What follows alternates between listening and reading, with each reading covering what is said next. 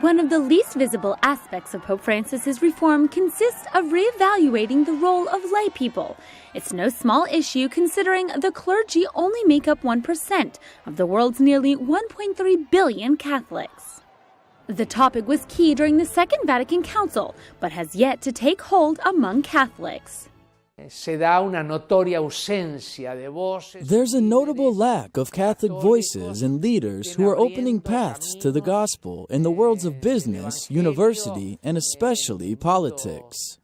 The Pope has warned against the mentality of those Catholics who are content with going to Mass, but consider their faith and daily social and political lives to be separate, unrelated areas. This is one of the results of clericalism. The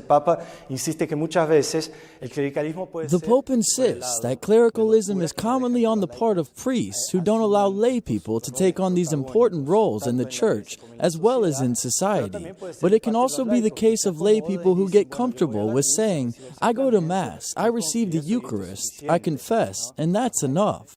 Pope Francis calls for the abandonment of a concept embedded in the mentality of some Catholics, that only clergy can fully live the faith, and thus they are the only ones who can intervene in public debates regarding the Church. The Holy Father and his predecessors have made sure to remind lay people that God must permeate through each one of their daily activities, just as the early Christians lived.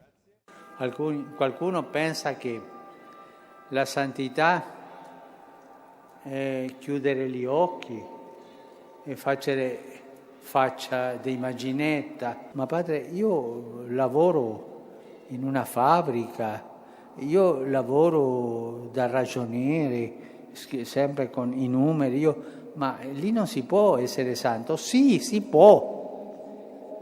Lì dove tu lavori, tu puoi diventare santo. This is one of the aspects that Pope Francis pointed out in documents, such as his apostolic exhortation Gaudete et Exultate, or Evangelii Gaudium. There he recalls proposals from his predecessors, such as Paul VI.